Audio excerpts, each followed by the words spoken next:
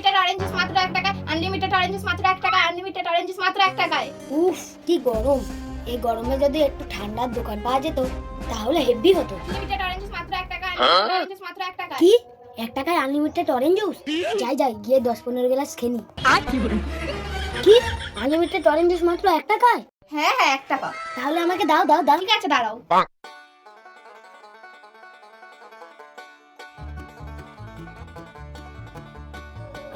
কি আরাম, আরেকটা দাও। ঠিক আছে দাঁড়াও।